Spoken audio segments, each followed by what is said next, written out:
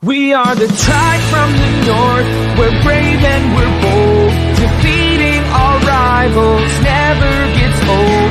Making our way to the Big Sky Conference. Watch out, 'cause here comes the silver and gold. Whoa, whoa.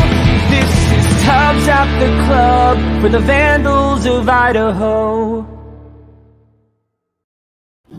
Welcome back, Tribe from the North, Brave and Bold, to the official, unofficial podcast of Your Idaho Vandals and your Vandal affiliate on the Big Sky Podcast Network. I am your host, Chris Hammond, and joined with me today, we have the Professor Brian Marceau. How are you, Brian? Doing great, man. Closing out the season. Yeah. Well, close. We got a game and a review, but it's knocking on the door. We also have Alex, the Boatman. Alex, how are you today? Pleasure being back. It's been a little while. It's been a busy couple weeks, so yeah, lots happened since I've been back on. Kind of. Yeah, car setting. Yeah. And running the show from the shadows, producer Dallas Hammer. How the hell are you? I am fantastic. My Anaheim Ducks are the second worst team in hockey, but they didn't trade the captain for a bag of peanuts, my favorite player ever. So I'm in a pretty good emotional state right now. And joining us is a man who probably roots for the Arizona Coyotes, but more importantly, roots for NAU and runs the NAU Sports Show, recently rebranded NAU Sports Show. Also, the only other one that's live on YouTube at the moment, and the Northern Arizona affiliate from the Big Sky Podcast Network. Casey Everett, how are you? I am fantastic. How are you doing? Good. Well, I think now we've all posed the question. Are you a Coyotes fan? You know, I've only been to 3 hockey games in my life. I support it for the most part any and all Arizona teams. I think they're great. Maybe minus the Suns, but yeah.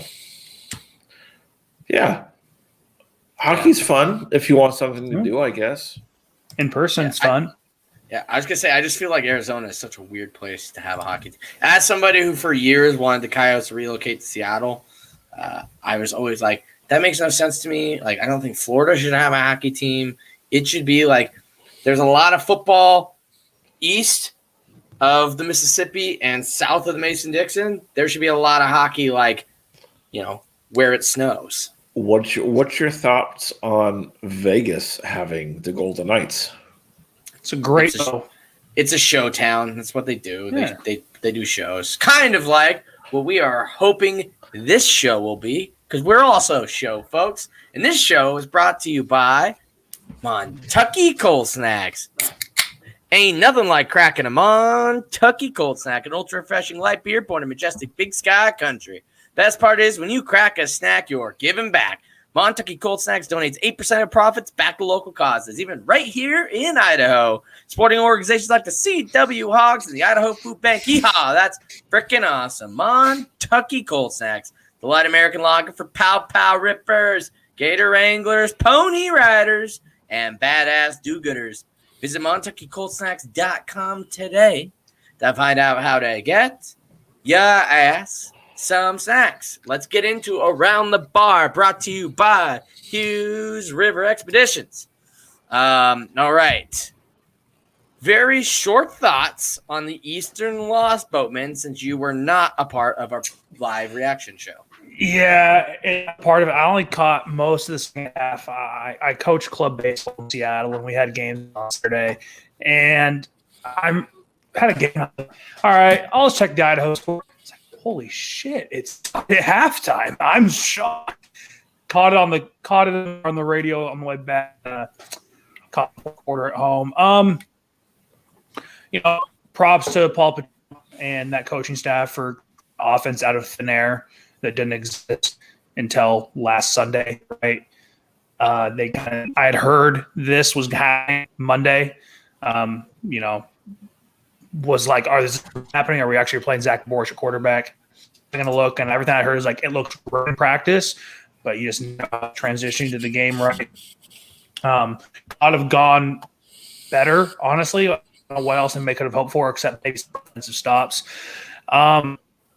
Just what is I'm just really, guys, it was the fourth quarter, touchdown, and Petrino punts it 2. When we had run the ball down Eastern all day, right? Just kill them with the run. It's 4th and 2. We're at field, I want to say. There you go, score a touchdown. 2 scores in the fourth quarter. It's killer. What an athlete. He single-handedly pretty much won that game for Eastern, right? It's pretty much one of the best quarterback duels we've seen in a long time in the Big Sky or in Idaho. Yeah, it's been in the Big Sky. I know the team's disappointed the last 2 weeks. I haven't given breakdowns the last after Idaho State. It's tough. I mean, it's never you have to play when you play 4 backs in 5 games. But the guys feel so they know that the last game of this spring, and they'll probably get a month or 2 off back at it, and they're super excited for the fall. There's a really good feeling in and around this program and where it's headed. Probably the best it's felt in a while on optimism. So quarterback competition this summer and fall, so be it, and best man win. It's going to be right. I think this show Paul Petrino took some football and dropped off again out of thin air. Yeah. So moving on to NAU, because obviously that's why we have our guest Casey Everett on today to talk about the Lumberjacks. But beat reporter for the Lewiston Tribune, Colton Clark, tweeted out on Monday that it kind of points to Zach Borish making his second start, which he would actually ironically be one of 2 quarterbacks for the Vandals to have 2 starts this season. We've played 4 dudes in 5 games, and it looks like we'll have started 2 dudes in 6 games. So, real quick, guys, indications kind of on what is Borish going to be the starter? Is that what we think? Are we going to go through the rest of this episode under the presumption that Zach Borish will be making his second career start this week? Boatman? I mean, I think so. Until we hear others, and I haven't heard from anyone else within the program that it's going to be someone else. I know that Beaudry was pretty much in concussion protocol at Idaho State. Things like that can take time. And I know CJ Jordan was really banged up going into that Southern Utah game. He was already kind of hurt. People go, how is that possible? Well, it's his first year college campus playing football. He's going to be a little hurt, right? I don't know who else we got. So until I hear otherwise, I think we should just assume that it's going to be Zach Borish and it's going to be a good old option football on Saturday. Brian, do you concur? Yeah, and I'm really hoping we do. That's what we get to see, because one of the variables in Cheney, winds were 25 miles an hour on the field. They really did impact passing a ton. I mean, we saw Barrier was also 18 to 38. So in spite of him having some good numbers as far as 300 plus yards and touchdowns, I want to see what the wind impacted Barrier too, which means it obviously impacted Borish. So I think I'm really hoping we get to see this again, because I want to see what it looks like when a team has a pretty good idea that that's what they might be facing. And also I want to see what his minimal passing looks like under more normative conditions, just for a better idea of, was Eastern, who is a good team, were the good results we saw from Eastern mostly a factor of the shock of a team not being to prep for it, or maybe do we have something here that's worth actually looking at? I don't mean it's like the entire offense, something like that, but do we have something worth integrating into what we do as a team? I think seeing that against a team that has a better idea that that's what's coming is going to give us a better idea than what we saw last week. Yeah, I'm with you. The only thing from what we've heard is possibly Beaudry. Depends on concussion protocol. Obviously, he doesn't have to be practicing, so we can be taking the majority of the reps all season. But it sure is pointing to Borish, and I agree with you. For better or for worse, this is a prove-it game for Zach Borish. There are his detractors, and there are his fans, and he has a lot of fans. Like you mentioned, outside, it's almost unfair to judge him. He's the only quarterback for the University of Idaho that's had to have any game outside this year. Luckily, now he gets to be one of the guys that's in the dome. Can he put together a performance like C.J. Jordan, like Nikhil Nair? Will he be able to put together a performance that makes this go? He needs a shake, whether Beaudry is here in the fall, whether Nikhil's hand is better, and whether C.J. Jordan is ready to go in the fall. Is Borish in this? Do we have a four-headed race at quarterback this fall? We will find out real quick. It's no secret. The dead horse has to come out in this one. Mason Petrino had a career performance against NAU last year. Do we hold him to that standard? Does he need to put up Mason numbers? Does he need to put up better than Mason numbers? Which I honestly don't think either of those are possible for even – I don't think Eric Berrier even put up those numbers against NAU. So that's how ridiculous that last game was last year.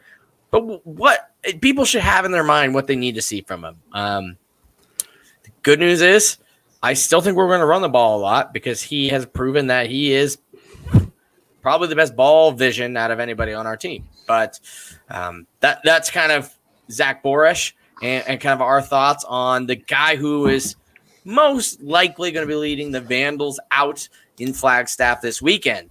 Now let's preview NAU. They are currently 2-2. Casey, what's going on with your season, and where are the Lumberjacks right now? Well, first off, thanks for having me on.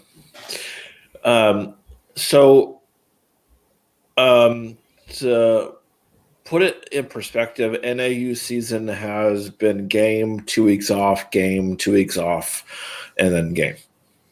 Well, with 2 games back-to-back. Has that given NAU more time to practice and get ready for games? Absolutely. Has that given NAU more times to get cold? Absolutely. We've only had 1 home game this season, so this will be the second home game and final game for the spring season. Am I stoked for another home game? Absolutely. Would it be better if NAU had fans? Yes, it would. So I'm wanting to know. Idaho is not Southern Utah because that's who we had at home. But also, I know that you guys had a little bit of trouble against Southern Utah when you played them at home.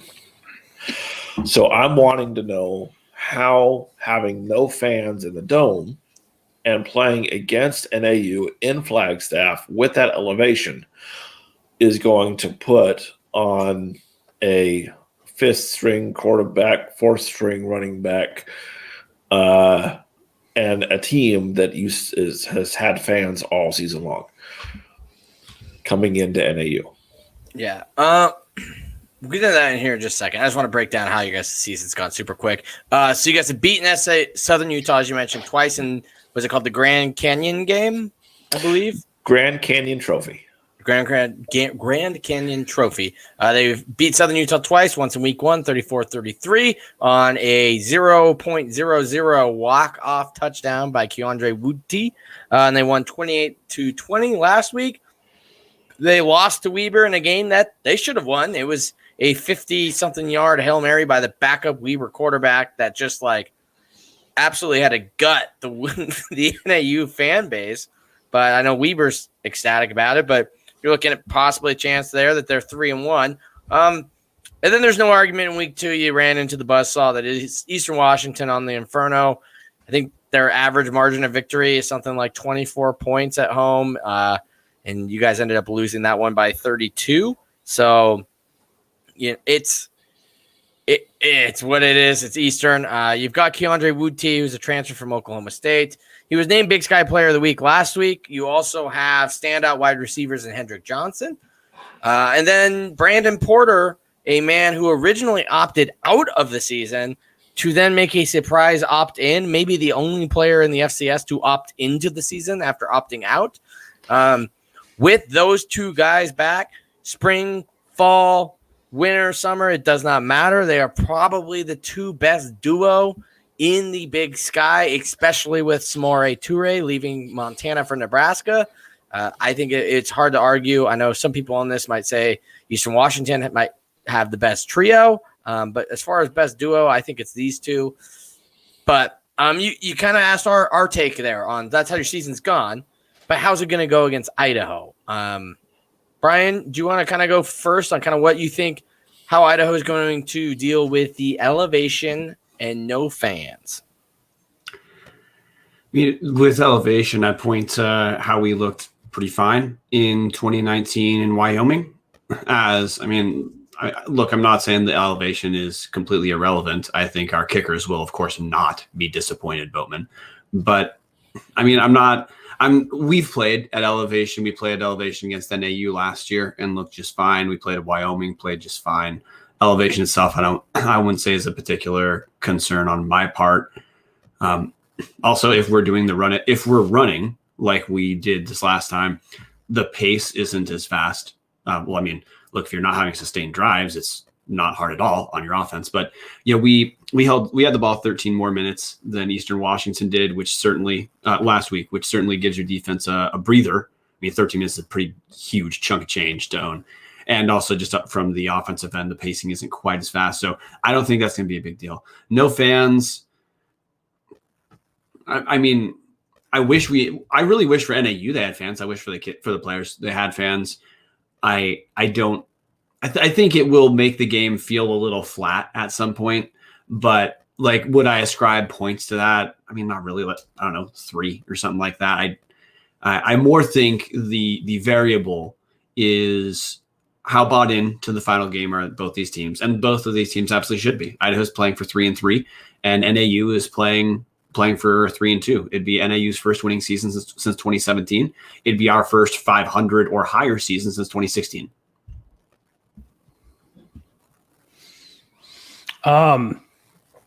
First of all, Brian, I really appreciate you brought up the kickers before I could, and that should be an award because this is the kicker's dream. You are playing indoors at 7,000 plus elevation. I mean, like, come on. No wonder NAU's punters and kickers numbers are inflated every year because they get a kick in the dreamland that is the Sky Dome. I don't think the crowd's going to matter that much. The elevation, some guys might get tired, right? Let's not forget they just played in Pokey a couple weeks ago, and Pokey's almost 5,000 feet elevation. It's not Pokey's no sea level, and Moscow alone is 2,500 feet. So it's not terrible. They're not coming from just below sea level. They're not coming from like Seattle, right? And then going to play a game. Chris, you're still muted when you talk. I think what actually might affect Idaho more, they're flying day of. This is a 1 p.m. kick. In Idaho, that means they will be in Flagstaff at about 10:30 a.m., which means they will have to leave Pullman Airport at 8 a.m., which probably means a 6 a.m. wake up. That's not fun. I've done a couple of 6 a.m. wake ups before, and they're not fun on a Saturday. You kind of come out a little flat at first. I think that 6 a.m. wake up, come out with a 2.5 hour ride combined with no fans, you could experience. And maybe that first quarter could be a little slow, but because I think we rely on that running offense, I think we could be okay. But maybe our defense comes out a little flat at first. I would be surprised to see NAU take advantage of our weak secondary, and then also a tired fan. Hey, I'm going to jump in really quick. Boatman's sound kind of cut in and out. Alex, just to confirm, you said you think a bigger issue is that we're flying day of. The flying day of means a very early wake up, which could translate into a slow start.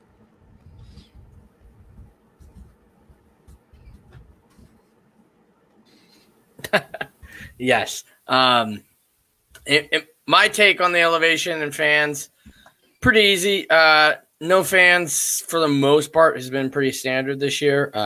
Though Idaho has allowed fans, other than Eastern Washington, the end of that Southern Utah game, I don't think it's ever gone rowdy, and I don't think it's ever gone to the point where even the away team is recognizing. Although I don't know, Eric Berrier seems sure to know who I am, so maybe not. But so no fans, I'm not too worried about. If anything, it's just gonna make it more even. Elevation, yeah. I think playing in Wyoming last year helped us. I could have swore we played in one more high elevation, Northern Colorado, right? Didn't we? No, I don't know. I thought we had three high elevation games. NAU. Yeah, but Well, we got Montana's relatively high elevation too.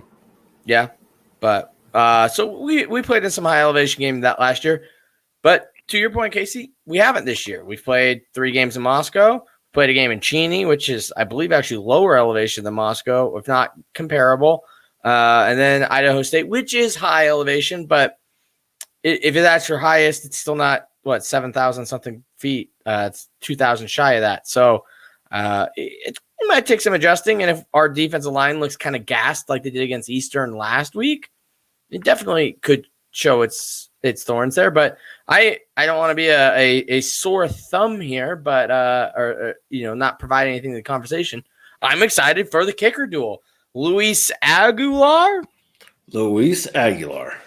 also a fantastic kicker. I believe he's actually FCS or Hero Sports All-American kicker and punter, one of the two. And then you have Cade Coffey, who had that honor 2 years ago. Except, obviously, last year he dealt with a little bit of groin injury. Numbers were down. But this year, I believe, is third in the nation in average punt yards. So, we're going to have a punter's duel. Unfortunately, we have 2 of the worst pass defenses. So I'm not sure how much of those legs we're going to get to see. But, Casey, Kyler kind of hit on it with us. There's only so many teams now where the Big Sky's made this transition, right? The Big Sky used to be aired all around the yard. Every single team seemed to do it. But with Jay Hill, it seemed to shift to more of a control the pace of game, defense-oriented. Idaho, control the pace of game, defense-oriented. Montana State, put a linebacker at quarterback and control the pace, defensive. So you're starting to see more of these teams make this shift to controlling the tempo. Idaho has seemed to be very susceptible this year to the teams that are the old school, sling it around the yard offenses of the old Big Sky, which NAU is one of the last remaining of that sort. Does this matchup, I mean, what's your worried level on 1 to 10? Is this a 1? Is this a 5? Is this a 10? Because for us, it kind of looks like a matchup nightmare. Our secondary has not been able to stop anybody, and NAU is a team that is not afraid to have a quarterback throw the ball 60 times in a game.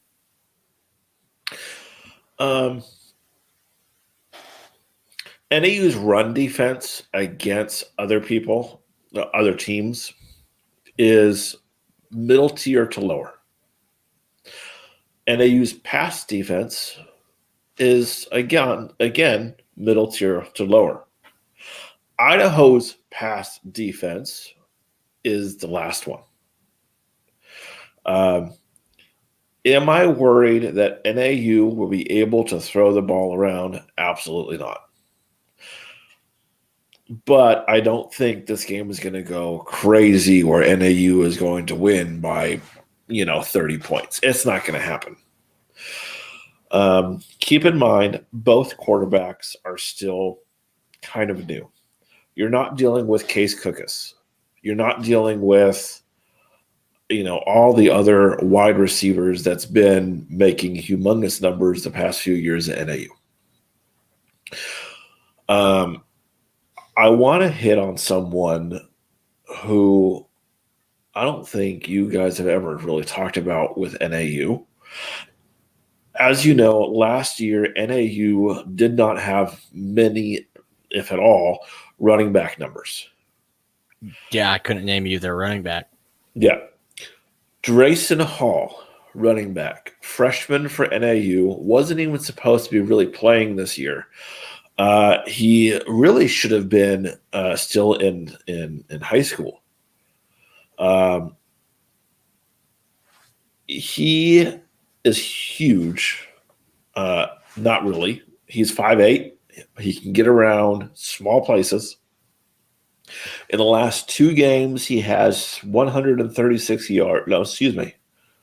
160 yards in the last 2 games, 136 yards of rushing at Weber. The number 2 then school in the country. And stout defense. And a very stout defense. I'm thinking that NAU will be able to run and throw the ball against Idaho with their defensive house looking right now. But it's not going to be one of those.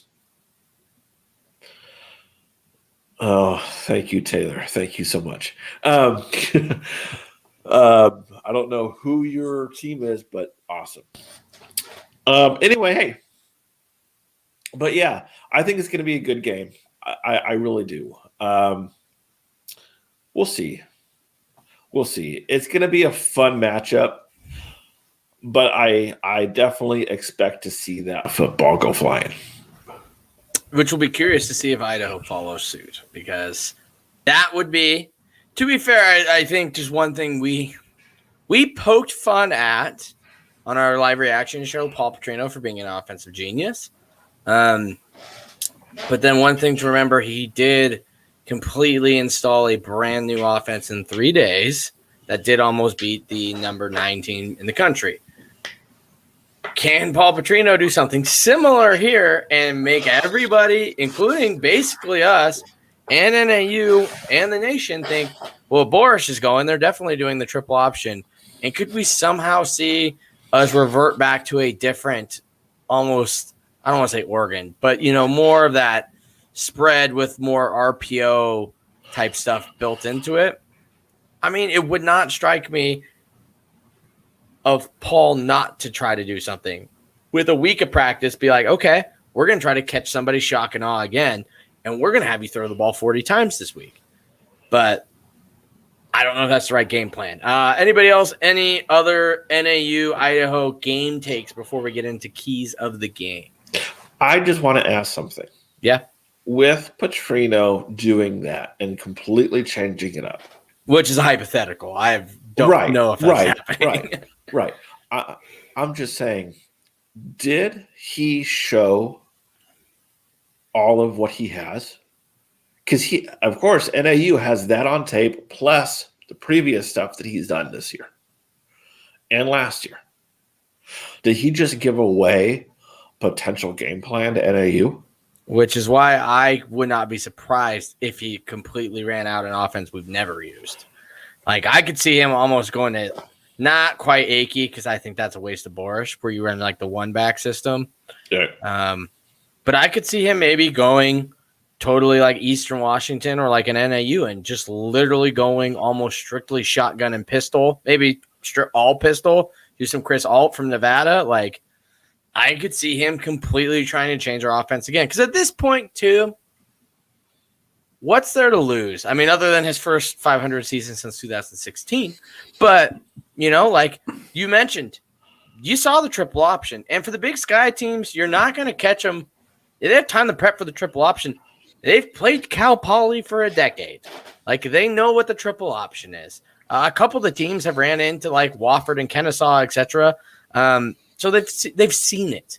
I would not be shocked if literally Paul Petrino runs out a crazy new offense. Alex, Petrino was your coach. Am I totally off my rocker here? Doesn't that seem like a Petrino move? Yeah. Could we be running the pistol? It's also Paul Petrino to be like, I know better than you. I'm going to run it. I'm just going to do what I want to do. True. Yeah. That's also Petrino. Could we see some variation? I think we might see a very similar offense to last Saturday with just some more passing with like mixed in Mason, CJ Jordan offense. It's probably what we're going to see. It's going to be very similar, but just a little bit more passing. Probably. We didn't get to show off Boris's arm because there's 25-mile-per-hour gusts. And he can't throw. Impact Berrier. So we will probably, no matter what, see more passing. So my take will probably look very good, but it could very well, unless you're actually watching, it'll be probably the same offense, just with more passing. A couple things to add there too, Chris, is First, I mean, look, we're correct that it was a surprise for Eastern Washington. It's not what they prepped for. Shocking. But part of why the offense worked beyond the first 5 plays when Eastern suddenly was, Aaron Best knew what was coming. And they had a whole halftime. Yeah, what was different is honestly having that extra blocker to rush, and Boris, which is good, seemed to really matter for Idaho's rushing attack, because throughout the season, when we do traditional rushes where it's not the +1 running with the quarterback and running back's lead blocker or option, we actually hadn't been that great at running the ball. And even against Eastern, when we did traditional handoffs to guys like Nick Romano, Roshan Johnson, they weren't that great. They still weren't that great numbers wise. Boris looked different, and I think it's partially because I think that extra blocker relative to our young offensive line actually matters more than you might guess. NAU also is not as strong a rush defense as Eastern Washington, so I would in no way be shocked if the view from the coaching staff is, yeah, they're surprised, but part of it is because this just worked better for what we have. That extra blocker matters. This should work just as well against a team that their rush defense is not as strong as Eastern Washington's. Yeah, or we're all wrong, and Mike Beaudry rolls out as a starter. For all we know, we're doing concussion protocol passed, and Beaudry runs out, and NAU's prepped for, Nikhil, CJ, and Boris, and we're right back to week 1 with Mike Beaudry. For all we know, we're doing 2 quarterbacks again, and it's Boris and Beaudry. I mean, who knows? Yeah. Or what we've heard about Cisco is wrong, and he could be available. So that was just get all 5 quarterbacks in 6 game span. Why not? But just quick reference point for what I was talking about though with NAU rush defense. Even after Boris's big game against Eastern on the season has given up 3.9 yards per rush. NAU given up 4.6. That's a pretty hefty difference. And there's no way the coaching staff that just saw us run the ball the best we have all season, except maybe some of the Southern Utah game. There's no way that the coaching staff's going to completely ignore that. I'm not saying no, it's in their head, but as far as like a matchup that you'd expect a coach would care about. I mean, if we were able to run against a pretty solid Eastern defense, and NAU has absolutely not been as strong at stopping the run as Eastern, that points in the direction of, why not give it a shot? And while Roshan might not put up the numbers, he brought the energy plays. That truck in the first half was awesome. And then that hurdle in the second half, like that alone, that truck set the tone. I think that was on the first drive, wasn't it? Where he just absolutely, I think it was Ira Branch. Maybe that's why he's transferring. He's got like he tried to do his best Kalen Kreiner impersonation. It was a hit. I loved it because I think the Eastern running back also played a pretty good look at us on their first drive. So it's kind of nice to see like back and forth. But I don't know. It's Paul. He could very well be, I'm just smarter than you and run out the exact same thing we've seen. Or it could very well also be like, I'm going to keep everything close to the chest and we're going to do something we've never done before. The life of being a fan of a team that a Petrino coaches is they're always going to be or think they're the smartest person in the room, for better or worse. Keys to the game. We'll end with NAU here. So we'll start with the Vandal takes. Boatman, your keys to the game for the Vandals to win. Big plays, either making them on offense and or defense or special teams, and then limiting big plays for NAU.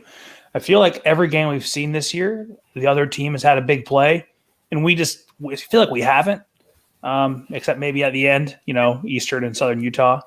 So we need to make more big plays, more chunk plays, more things to completely flip the game on its head, right? So that's my key to the game. Yeah. Brian Marceau? NAU can look at Keandre Wuti has an arm. He's also coming off his best, in my mind, his best collegiate game against Southern Utah. And Idaho, our pass defense has been, we've talked about 1,000 times on the show. Our pass defense is pretty dang weak. We're starting to have a few moments where some corners are making some more plays, which is, of course, positive for us. But overall, there's a reason that teams continue to pick on us through the air. So question for us is, because I'm going to presume our front seven is going to keep doing what they've been doing all season and be the best rushing defense in the league. can Idaho, similar to what Bowman said, but can Idaho look passable as a pass defense? If we can look passable as a pass defense, we're gonna be okay. And the other is the same question we've talked about on the show too. When Idaho scores over 30, we look like a good team. The problem is in the last 3 years, we've only done it a handful of times. We did it last week. Can we put up enough points to buy our defense some margin for error? We haven't done it enough. Otherwise, we'd be better than 2 and 3. But we just came off our second best offensive performance of the year, Chris. Yeah. My take for this, last week against Eastern, I said, could we get the run game going? I 100% meant the running backs, but I will take it that we got it going with the quarterback. Give myself a half or a third of a point there, but I think it's going to be similar here. I think what you did against NAU almost in a way is like Eastern Light. Like they like to run the ball. Wu-T is not as athletic as Barrier, but he's not athletic. And you don't get recruited at Oklahoma State if you can't sling the rock around. Oklahoma State, notorious for slinging the rock around. So he can throw, just like Barrier. He's not going to look to get outside as much as Barrier does, which is why we're such a matchup nightmare for Barrier, because we have the stand-up rushing linebackers that are able to use the angles to prevent him, keep him in the pocket, and beat you. Something that he's not quite as good at as, let's say, for Eastern fans, at Vernon Adams, or for us, a Tyler Vanderwall, somebody who is able to just sit in the pocket and beat us. I think Wu-T is more of that guy. He is the guy who's going to be able to sit in the pocket and beat us better than a Barrier could. But I think it comes back down to Idaho being able to run the ball.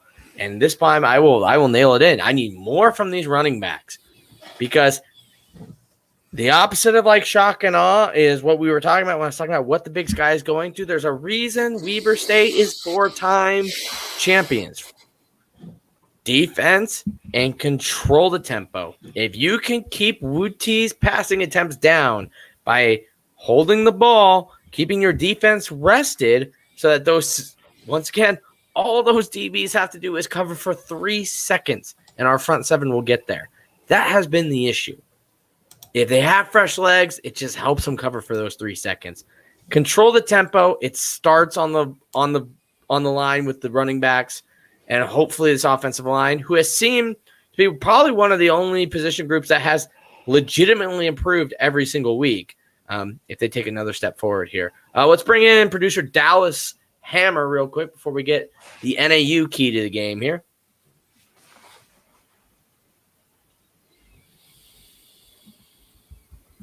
I think you're muted. I am. Thank you. That is why I couldn't hear myself. This is why I stay in the shadows most of the time. For me, the key to this game is the quarterback, no matter who it is, no matter what the offense is the quarterback going to be able to keep Idaho on the field? Brian referred back to it earlier. Idaho had a plus 13 time of possession over Eastern, 36 minutes to Eastern's 23, and then there's obviously a little bit of change there. That is, I think, the only reason that game was particularly close, and that Idaho was leading it going into the fourth quarter.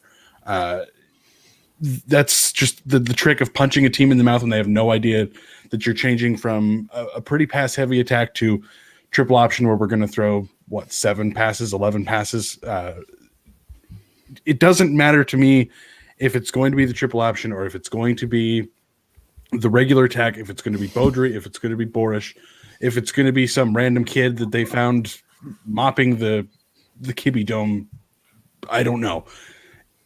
It's going to be, is the guy able to convert on third down? We were only 6 of 15 last week, and keep Idaho's offense at least on the field, because we know NAU is going to probably score some points. It's just going to happen. The secondary for Idaho is just not good enough to completely limit a team down, especially with the receivers they have. What scares me is Idaho not being able to score enough points. Now, hopefully, if it's Borish in a dome, hopefully he throws a lot better than he did in the wind in Cheney. Cheney blows, so we can chalk it up to that. But That's the big question mark. And unfortunately, I don't think any of us have any answers because I don't think Paul Petrino is going to come out and say, yeah, Boris is going to run the triple option again and we're going to throw it 10 times. He's not going to give that away. So until Wouldn't we that see, be wild if he finally did? oh my goodness. I think I've made It kind of makes sense though, right? Like he plays things close to vest, but also at the same time says, come and beat me. I dare you. Yeah, he kind of always drops hints. Based off of Colton Clark's reporting, he said, having, Colton Clark's been every Paul press conference for a while. He said that what Paul said today was as close to an endorsement of a quarterback as he's seen out of Paul. So for what it's worth, beat reporter Colton Clark has said it sounds like the most likely option is Boris. Are you saying he wasn't serious when he told Idaho State to prepare for all three, and then we actually did use two? And we probably should have used a third named Zach Borish. Anywho, Casey, we made you wait for all of our takes. What is NAU or Idaho, depending on which key to the game you think is actually going to be the pivot in this? What's the key to the game? What's going to take to win this? NAU, more importantly, Keandre Wutty. His arm needs to work. He needs to get the ball to Colin Owen, Brandon Porter, and if Hendricks is in the game, Hendricks Johnson. Running backs need to run. But we basically need to not let the defense of Idaho get to us at all. Get that ball out fast. That is the number one thing. If Keandre can stay. I was counting down 3 seconds. Oh. That's my thing. 3 seconds. That's all it takes for us to get there. Yeah. Well, Keandre's fast. You've seen it. So is Barry. Yeah, Barry's fast too. Barry's fast Not too. that fast against Idaho. Unlike, you're right, because Barry is able to turn around and twist and get away from other teams. He wasn't able to do that real well with you guys. So if one T can stay in the slot and just throw that ball real quick, we should be okay. Okay. Let's get into our game predictions here.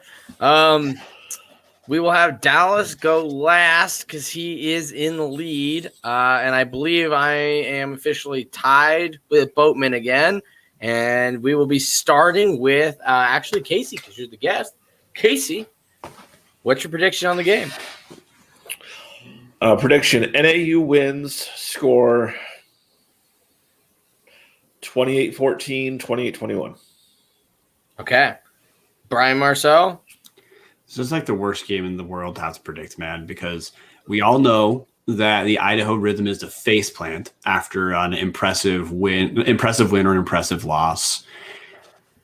But NAU also, they're one of the lower scoring teams in the league. So, oh man, I want to pick against Idaho so much, but I'm going to say if we can control the ball, we should be better. Idaho 27-21. Just because I was tied for first last week, Boatman, you're going next. 31-27 NAU. I should have picked NAU. God damn it, Boatman. Well, now you're making me nervous. I thought I might be the only one but Casey to take them. And I was doing it strictly to try to catch Dallas here. I didn't think he would take NAU, but now I see that others are onto this. I'm going to stick to my guns here. I don't think Idaho can stop a guy who can sit in the pocket and pick us apart. It's why Justin Miller almost pulled it off. It's why Tyler Vanderwall did pull it off. It's why Barrier was able to, but definitely not his strongest performance. In week one, definitely not a strong performance. Wu T fits that mold more, but it'll be interesting to see because he's kind of that hybrid of like a Justin Miller, Tyler Vanderwall type and an Eric Barrier. He's got enough mobility.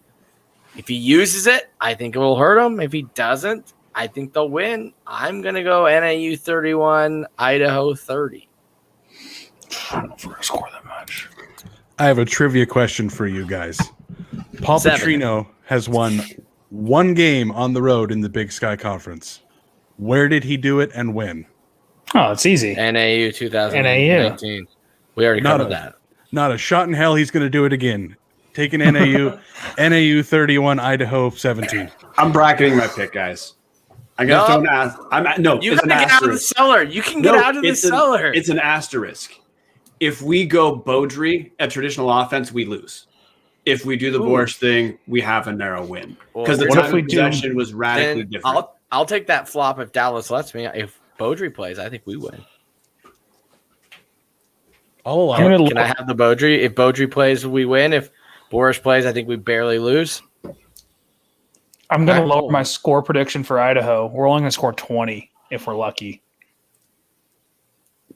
Anyway, all right. We got it. This is a mess of a final season. Everyone's gunning for points here at the end. Casey, when we invited you on, did you think that literally all 4 of us would pick NAU? No, not at all. Welcome to the most honest podcast in the Big Sky Podcast Network. In fact, everybody that is led is because they actively picked against Idaho. Like I picked Idaho State to beat us. Dallas picked UC Davis to beat us. Brian missed picking Eastern in week 1, but correctly picked Eastern in week 2. Same with Boatman. I was the only one that took Idaho last week against Eastern. We like to consider ourselves an honest quartet here at the. Can we add one more piece here to the prediction, which is just I know we'll go further if we actually land here, and I want Casey's take as well. Yes, Nikhil Nair would win by 28. No, if Idaho exactly. If Idaho loses, goes 2-4 in the spring season, what does that mean about the program? Because the story about a incremental growth, because that'd be the story. We finished 500. Yeah, we played a ton of close games, but the growth was incremental. You can point to the pieces why we think we'll be okay in the future. 2-4, guys. That's pretty bad. That's pretty bad. That would, it's a shortened season, but that would objectively be the worst season we've had for quite some time in my mind, Boatman. Well, you go ahead, Boatman. Nothing. What we see now is what we're getting in the fall. So buckle up. Nothing's happening. So people that whatever you feel about the season, it's not changing anything. Paul Petrino will 100% be the head coach come fall 2021, unless we would negotiate this Montucky contract and they start paying us Let me restate that. I didn't mean as in coach movement. I meant as your understanding of the Idaho program. Paul goes 2-4. There's no one on the planet except his family members who have faith in him in the future, right? Yeah, but it'd be the most Paul Petrino thing to go 2-4 this spring and then somehow go 8-3 in the fall, right? And then or 7-4. Yeah, it just would be the most. It would just make the Brian. It's just a microcosm of our single game season, right? We lose to Northern Colorado while single-handedly we destroy Eastern, right? It just doesn't make sense. That's just what this program is. It just doesn't make sense. And once you just accept there's chaos and accept that, it just what is that it's the slingshot effect? Just keeps going back and forth. And Idaho notorious for coaches on the hot seat having one good season and then getting unreal extensions. Rob Akey, Paul Petrino in 2016. That's what happens. They get hot. They win. We record it as one of our best seasons of all time. And then they have a contract through 2023. That's what happened. Akey had 2 years left on his contract when we fired him after 3 losing seasons after 2009. If we extended him for 5 years after he had 1 winning season.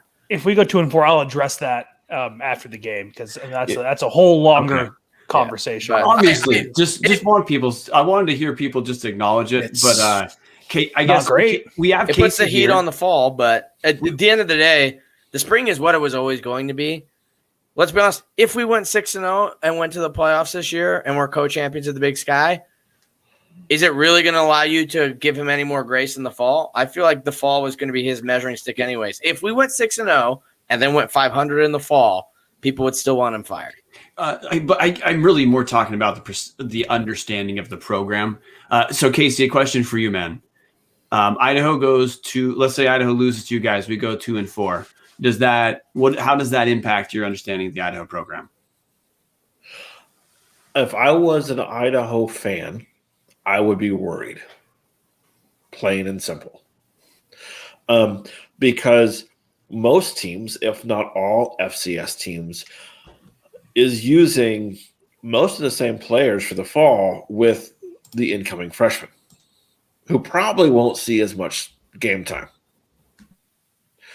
So how are you to expect, if you go 2-4, you're going to say, hey, I want everyone to re-up their season tickets for a championship run this year, when there's no proof of it? Yeah. 3-4 months earlier. I'll tell you, I already got a hunch what the marketing campaign is going to be over the summer. We have 4 quarterbacks with game day experience. Like, that's how they're going to sell it is. Our guy never really got a chance. We've got a young, promising freshman. So yeah. I agree with you. I think most Vandal fans have been fearful since I don't want to call it the drop, the return, because literally the nightmare scenario has laid out. You went from being a team that won 1 to 4 games usually in the FBS level to a team that's winning 1 to 4 games in the FCS level. So it's like, at this point, we're sitting here like, okay, we've had this conversation a billion times on the show. Boatman and I would rather be 2-10 in the FCS. And I think Brian and Dallas, correct me if I'm wrong, would rather us be 4-7 in the FCS. So it's a dicey thing where everybody is on board for the most part. There's some freaking people that are just crazy wackadoos. If Idaho can get this stuff rolling and we can start having 8, 9, 10 win FCS seasons, it would be great. But right now, the worst case scenario is here. We are a losing program, and there's a reason why everyone keeps saying, like, oh, New Mexico State, UMass, UConn, they're all going to come to the FCS. Why the hell would they come to the FCS after the Idaho experiment? You can go from winning the same amount of games to winning basically the same amount of games for less money with less prestige and less coverage. At least less coverage might actually be good for some of these schools. But so, like, at the end of the day, I agree. The experiment has not gone well. And the problem is we've just been handcuffed by a contract where most of us have got the Stockholm effect going, where you have to love your captor because it's not going anywhere. So might as well play nice and hope for the best. I guess to put a button on it, I guess the reason why I asked is I think Idaho's been understood as a sleeping giant by a lot of Big Sky schools, media, whoever, relative to resources we have compared to, let's say, Portland State, something like that. I think we go 2-4 in the spring. A lot of people say, no, dude, they're not a sleeping giant. They're just a team. Until something changes, they're just a team. They got some talent. They'll be up and down. I think those same media folks, Montana, also would quickly blame that on the Montanan running the program too, though. Yeah. You said Idaho fans should be worried. Casey, I've been an Idaho fan for 25 years. I've been worried since day one. This doesn't faze us. We have ice in our veins. You know, this is what we expect. And when anything comes better than this, you're just happy you were along for the ride and happy you were there that happened. I remember 3 years where I didn't have that gut punch feeling in my gut all the time. 98, 09, and 16. Still, everything else, it's still there. So it's just, I'm worried every day. Anywho, every day to the point I'm not worried. That was a super long tangent. With Chris's comment on the coach's perspective, isn't your head coach's brother the head coach at Missouri State? You just really want to get all Vandals going. No. From day one, everybody said Paul was the wrong hire. Bobby Petrino coached at Idaho in 92 to 95, I believe. He was our offensive coordinator when we were the number 1 team in the country for the FCS. So, yeah, a lot of people, when they heard Petrino, were expecting a different Petrino to get off the plane. That has been a conversation since 2013 when Paul got here about who the hell is Paul Petrino, who was a wide receivers coach at the same time. Ours has better morals. Yes, the Bobby Petrino is a soul to the devil. Everywhere he goes, starts to win. I predicted that with Missouri State, but he leaves such a dumpster fire behind him. It will all ridiculous. burn. I mean, he got Arkansas to be the number 3 team in the country. Now they can barely beat FCS schools. He got Louisville rolling, leaves. They suck. They've recovered once they rehired him, and now they're doing good again.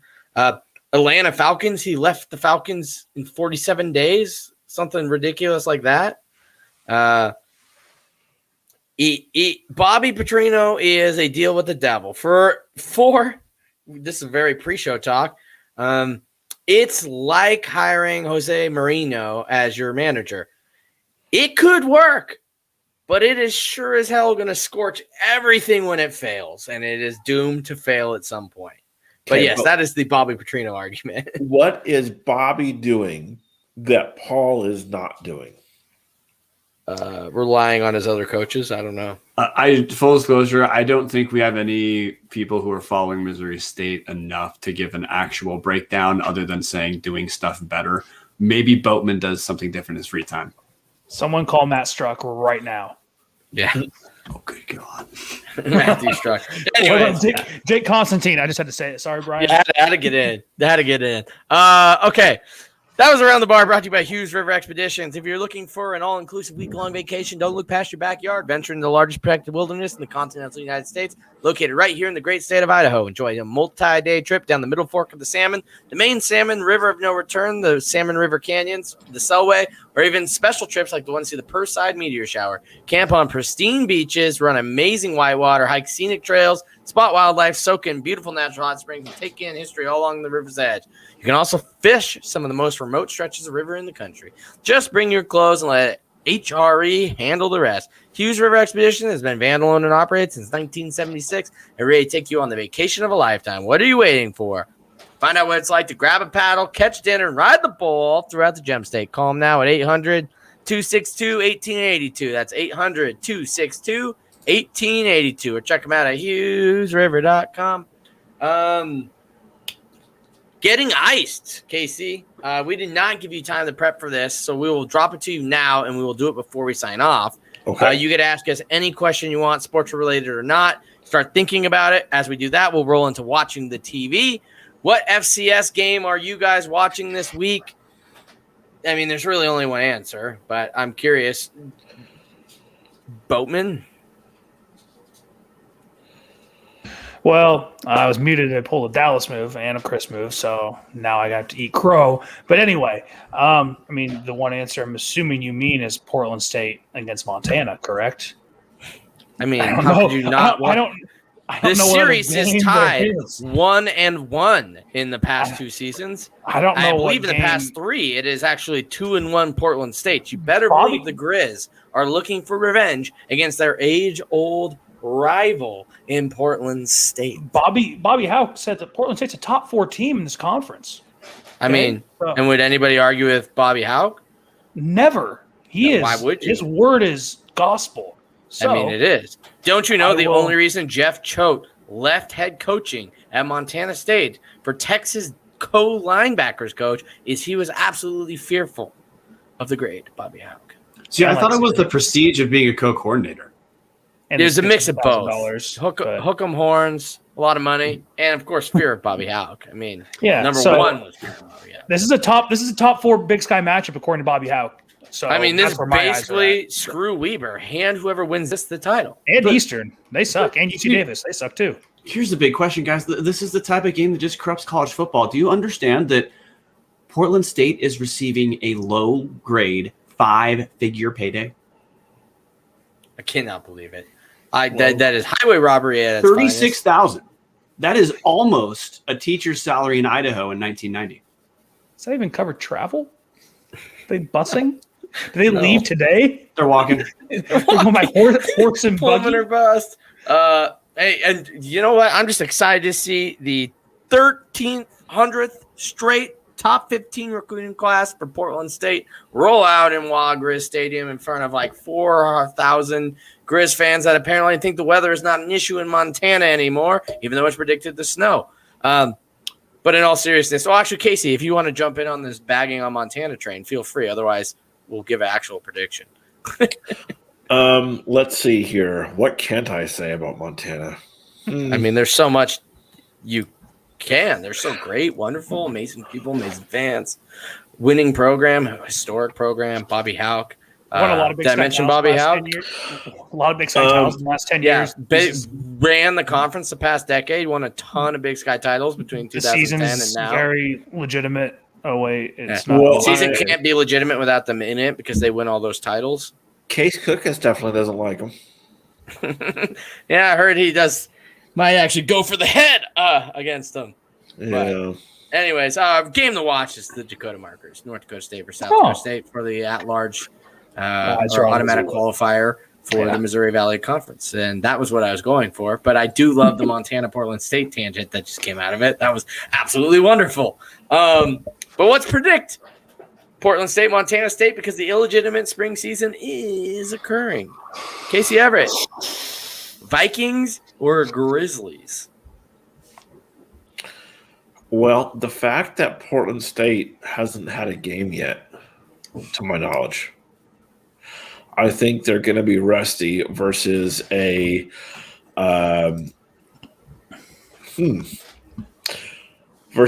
Montana team that just faced a Division II school and beat them by 1 billion points.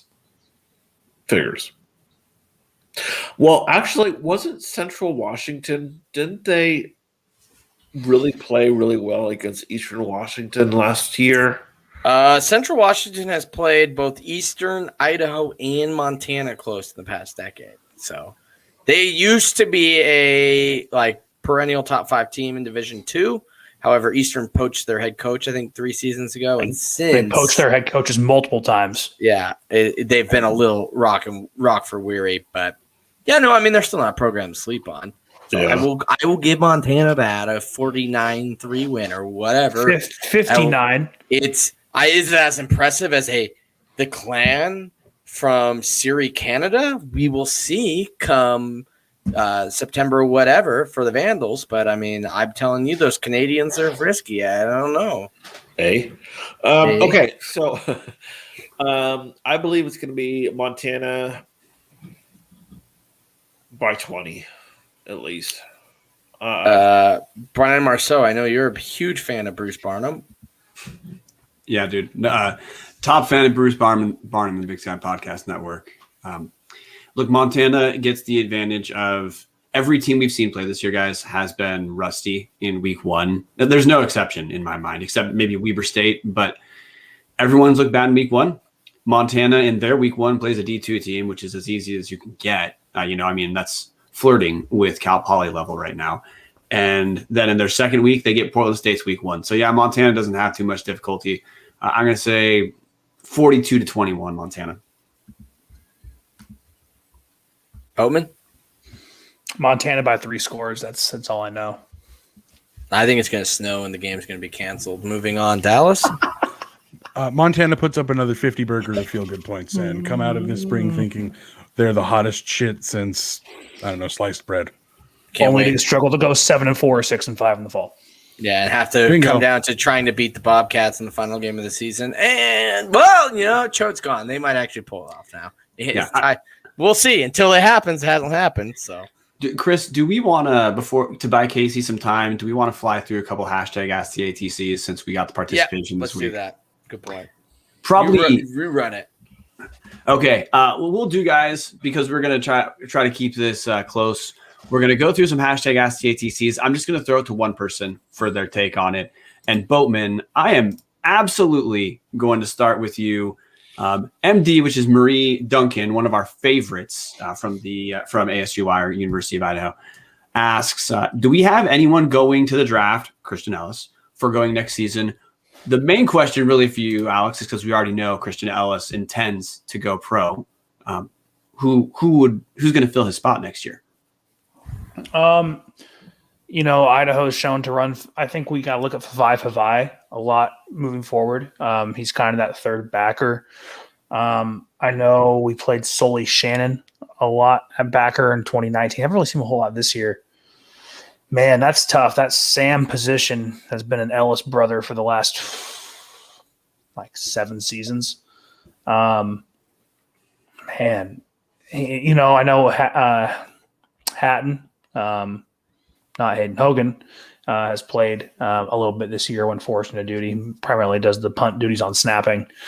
But yeah, I mean, it's going to be tough. I don't know. It could be a brand new guy. It could be someone they move. Usually that Sam is someone who's more athletic and can cover.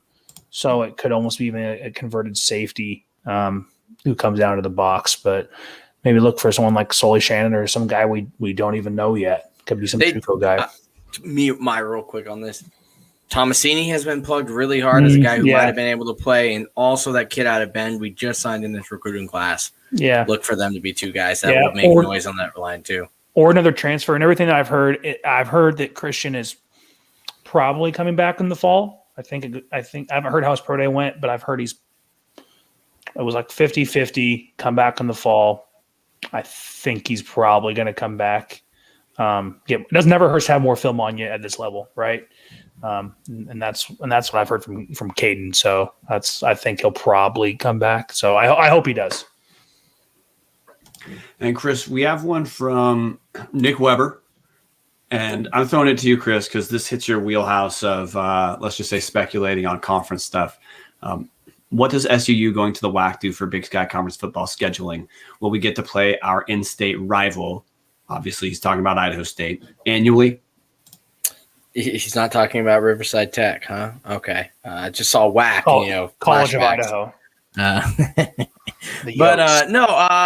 So yes, Southern Utah is leaving. The Big Sky has already announced they plan on redoing the schedules after this upcoming fall 2021 season. So there's no point to really look past. We still have schedules out till 2024 for the Big Sky, but they're all getting erased and rechanged. Now, this is not necessarily official from the Big Sky. However, rumors out of both athletic departments and universities are that Idaho and Idaho State are pushing really hard, and it looks that it is going to be approved that Idaho and Idaho State will become some sort of protected rival to where they will be playing every year. Now, we don't know if that means we lose Montana, we lose Eastern, or they're just adding Idaho State and teams have 3 protected rivals now. That minutia has not been worked out, but we have been told is Idaho and Idaho State have been very firm on wanting to make sure that game is something that is protected. Now, whether that means Idaho loses something or we actually just gain something with no losses is yet to be seen. But we will probably know sooner rather than later. I would imagine the Big Sky to probably come out with the announced 2022 schedule, possibly even at media days in July. But I expect that before the final game of the fall 2021 season, we will have an idea of our fall. Wow, now I'm all messed up. Our fall 2022 season. Yeah, I wouldn't be surprised if this gets added as a third. I don't see. There's no reason why this shouldn't. And if we did lose one, I think it should be Eastern. If we had to go down to 2, I think Montana makes more sense as a rival. I know the conference really wants us in Eastern to be rivals, right? They want that because we're close geographically, but historically, we're Montana's second closest rival after Montana State. 90 appearances. But and 12 is divisible by 3, so it does work, unlike 13. So, and I'm gonna throw this next one to Dallas Hammer, so he's gonna have to pull himself in. Dan Vandal asks, "How should we treat this game?" He's talking about Idaho NAU. Should we go all out or rest key starters for the fall, Dallas? You know what? I think we should go all out. Realistically, I'm not going to say it because I'm going to jinx something, but realistically, I see more benefit for playing kids than I do for sitting them and not playing them. If Beaudry's healthy, let's throw him out there and see if he is potentially the guy for the fall. I think we're all probably in agreement that CJ Jordan is probably the guy that'll grab the position, but if a guy's healthy, let's throw him out there. Let's throw the best team out there, see what we can do. And then if halftime rolls around and it's a shit show, then sure, let's put all the second string in and get guys reps. But at this point, for a team that's hoping to scratch 500, play your best guys and get them as much experience as you can for the next season. And There I are got to throw two dudes I would keep out. CJ Jordan should not even travel. And I think Charles O'Connell, you should try to keep him out as long as possible because there is something he has not gained 100% from his injury in 2019. Just if it's possible, let him get there. See, I think I'm with you on CJ. I think Akano needs to play. I think he's playing his way back into shape. But the other thing I'm going to add on here, guys, is Dan's question's good. It actually touches on a topic that I think relates to college sports. It's actually trickling down from pro sports, which is I'm not going to say Idaho's tanking, but often when pro teams tank, what they do is they rest guys because they don't want to risk injury. Now, the NBA is resting guys for teams that already know they're in the playoffs on purpose, but they have an 82-game season. Reason I bring that up, college is just different. We have them for 4 years max, where we don't actually have that many games of good games from good players to say we're not willing to take advantage of. So, does that exist in college? Yeah, but I don't think it exists to the extent that some people, I'm not saying Dan believes this, but I don't believe that it's as valuable in college as some people probably believe. And I'm going to throw the last hashtag. Wait, I just want to say it's a good point. You brought it up. Because of that, remember, though we think he could be back, enjoy watching number 1 on Saturday because it could very well be the last time you're watching him. So yeah, that's one reason to tune in, man. It might be the last time you see one of our most electric linebackers. Suit up. I'm going to sprint through one last one, and I'm going to claim it for myself. Nick Weber again, hashtag Ask Tubbs. Who's the more Homer crew calling games, ISU's or SWX crew at Eastern? I think I'm the only one who listened to all of both games, and I'm going to say, unequivocally ISU because ISU's crew was way more ISU. They were way more on brand for what Idaho State is and Holt Arena is, which is, I don't know, like the thrift store version of a college football facility, a thrift store version of. I'm not gonna make fun of the person for that all the way. I know what you're joking about, Chris. I just think give the guy time off. The other thing is, didn't Patchen call? Yeah. Eastern? So Idaho State's crew was just inaccurate about a ton of stuff. Dennis Patchen certainly wasn't Idaho-centric in calling the game. I think he was probably Eastern-centric. But you got to keep in mind, SWX is broadcasting Eastern into Spokane. That's the target market. He wasn't like a preposterous homer. Was he a little bit more energetic on Eastern? Yeah, a little bit, but he still made a big deal about Idaho stuff. So no question, Chris, I'm going to say Homer crew is Idaho State. Agree. That's Idaho State's crew. And Dennis Patchen was the voice of Vandals until this season. So I do agree the other guy was pretty easily Eastern. But like you said, SWX is a Spokane channel. It's going to cater that way a little bit more always. That takes us to hashtag, getting iced. Casey Everett, any question you want. It can be about sports or not. What do you got for us? Okay, so I got 2 things really, but one is just a comment about Brian's last question. Oh, okay, yeah, go for it. Okay, I think out of all the Big Sky, Mitch Stroman and the NAU team really do the best when it comes to home games. And even on the road, if you listen to him on the road, he is very even and very fair at calling both sides of the game. But he is amazing listening to him. Yeah. Okay. Well, we get a chance to find that out this week. That's a nice little tidbit. Yes, we will. All right. SUU is leaving the WAC, which means NAU loses their protected rival. One of 2. So I asked head coach Chris Ball if NAU should create a new trophy to face Northern Colorado. What's your thoughts? Brian, you want to go first? I think that is probably a good idea. The reason I say that is, look, if Northern Arizona is hunting for rivals, then I think they need to pick teams that are probably in the market as well. Northern Colorado has a new head coach, Ed McCaffrey, landed a bunch of transfers. They're going to be a team that's interesting this next year. I don't know to what extent, like, I don't know what the connective tissue of that rivalry would be, Casey. But one of Northern Colorado's rivals is Montana State, and there's just no interest really on the Montana State side in even acknowledging that as a protected rival. So I think for both teams, if there's something those schools can do to turn that game into something more, make it the Battle of the North or something like that, I think I'd be all in for it, because any extra energy into any Big Sky Conference game is a win for every single Big Sky fan. Bowman? I think there has to be a certain level of animosity between the two clubs, or between the two teams, right? The players and coaching staff needs to kind of hate each other. Like, even when we were in the Sun Belt, we had teams that we just did not like to play or just didn't respect, and vice versa. They didn't like us. Those kind of became rivals. Idaho, it's lucky because the teams that you really want to play against are two or three teams in your protected rivalries that we have. I don't think anyone in Idaho really hates playing against, or really hates the programs anywhere else. So, but if NAU and Northern Colorado have a certain detest for each other at the player and coaching level, then yeah, go for it. You just don't want to make sure you don't turn into the next civil conflict. And if you don't know what that is, I implore you to go look up the term civil conflict and find the trophy that UCF created for its game against Connecticut when they were in the same conference. And that could be the worst case scenario. So don't try to manufacture something that might not be there, right? See, and this leads into me very well, actually. Thank you. Here's my issue, Casey.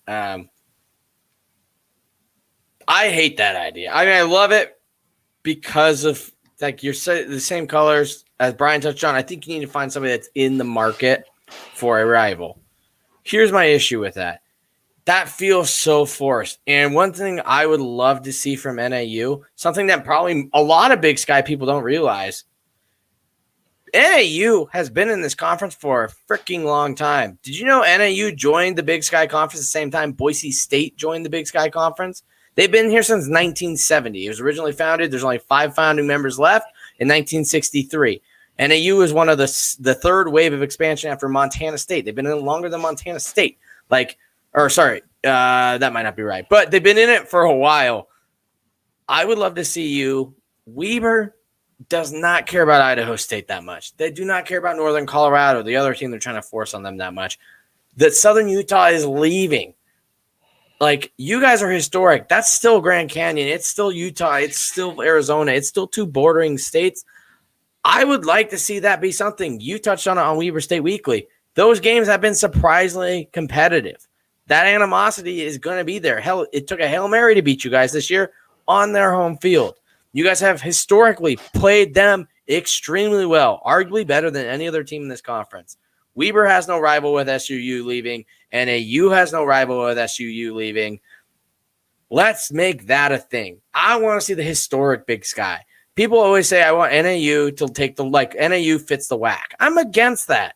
I didn't know that maybe in Arizona it's for it, but I'm just like, man, that's an original thing. They've been in the league 17 years longer than Eastern Washington. Like, the NAU has history here. Find another team that has history. Your guys probably already have 40, 50 matchups against each other. So throwing the record book together looks a hell of a lot better than it does with, like, Idaho right now when we're doing Eastern. And it's like 25-17, and Idaho State where it's like 27-20 or whatever. And it's like the games look good when it's like Idaho and Montana where there's like 80 matchups. Idaho, Boise State where there's like 40 to 50 matchups. Like, and that one even is pushing it because there's not that much history. Like, I want to see a team that we're like, you guys have 40, 50 games in the book. And since 1970, we're in the year 2021. Like, that's 71 years of history. You guys have had to play each other enough that, like, that looks like an actual matchup. And that'd be my take. Screw NA or Northern Colorado. Like, you guys are better than that. I'm happy they're there. They joined in 2006. Like,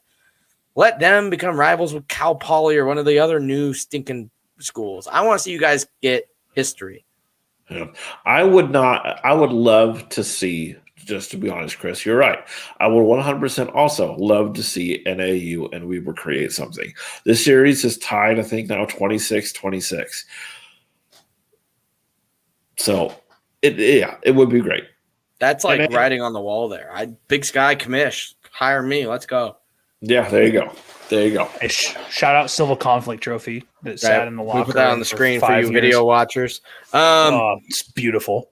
We're going to flow through the rest of this real fast because we're already going really long. Basketball news. Hit him with it, Brian Marceau. Brian, you're muted. Now all of us have done it. There's going to be more news later this week because signing day is Wednesday. We record on Tuesdays. So by the time this drops for podcast, signing day will already have taken place. However, in basketball, it's not usually the way it is in football where a huge percentage of signings always come day one. But we do have our first commit to University of Idaho. It is a transfer from Texas A&M Corpus Christi. His name is Nolan Bertain. Shooting guard, 6'4", average 8.5 points per game. By the way, Texas A&M Corpus Christi is a D1 team, so these stats, it's reasonable to think they might generalize. He averaged 8.5 points per game, shooting 43.2% from three, took about 4.6 threes per game, so that's 43% from three on good volume. Averaged 27.6 minutes per game. Minor asterisk, Texas A&M Corpus Christi was just about as bad as Idaho. They finished 2-19 against D1 teams. So my take just from seeing the stats, looking at some tape, he's a sharpshooter. He has an old school jump shot from three, meaning he actually releases at the peak of his jump. Most players shoot set shots from threes now. So that's the minor thing that's different. Doesn't look like a shot creator, but anyone who averages less than 10 points a game in 27 minutes per game isn't a shot creator anyway. So that's not shocking. Could be, looks like a Gabe Quinnett kind of player, maybe a little bit more athletic than Gabe Quinnett. So big picture is this isn't going to be a guy who we win the league because we signed, but relative to how bad we were, any person who has a discernible Division I skills a step up for Idaho, and he can shoot threes. Yeah. All right. And then that moves on to soccer news. Speaking of the Lumberjacks, Idaho takes on NAU April 15th, which is Friday at noon. The Big Sky Conference is a 4-team soccer tournament going. We kind of snuck in there last minute thanks to Montana and Eastern result. Winner of Idaho versus NAU will play the winner of Montana versus Northern Colorado, which the Montana series for Idaho, if they were able to get the matchup against Montana, is 0-1 and 0-1, but one of them was in overtime. So it's a matchup Idaho looks pretty good at. That would be the 17th at 3:30. Tune in. These girls are cooking. Up front, you've got Casey Bruce and Maya Marino that are absolutely banging in goals for the Vandals, 4 apiece. It's fun. I don't know what to tell you. It's free. It's on Pluto. Tune in. Casey, are you going to be watching? Your Lumberjacks are in it. I will definitely be watching. I want to know, do you know where they're playing at? No, I would assume you guys are the 1 seed, so probably – no, isn't everything being held in Ogden, I believe, actually. I think it's a stationary site. That's why they're doing it in a weekend. Okay. I think everything's in Ogden, Utah, Here's or the- somewhere. NAU soccer has been proving themselves these past few years, and they have been really, really good. Last year, their season was ended in the playoffs by Northern Colorado. So we'll see what happens. I'm pretty sure NAU will be able to take Idaho pretty fairly. Ooh, all right. We got 2 games on the line. Closing the bar. Casey, thank you for joining us. Wow, that was loud. We'll be coming to you guys live with a live reaction in about 30 minutes after the game on Saturday. But Casey, let the people know how they can find you, how they can find your podcast.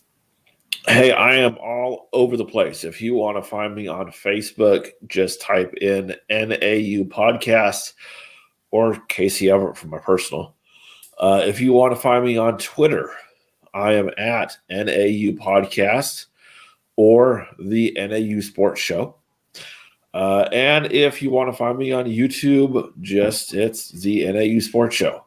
If you want to message me, I'm very active on Twitter. Message me there. Our at NAU Podcast. I will respond to any and all of your questions, comments, or whatever you want. Yep. Last 10 seconds thing to add really quick, Chris. Marie Duncan sent us in a message asking our listeners to We don't typically talk about political policy related things on here, but hey, C. Scott Green agrees with us. Contact your legislators. Tell them to pass the Idaho higher ed funding bill. It's not the political issue that some people are making it right now. This is a very basic, hey, these institutions need money to function. Yeah.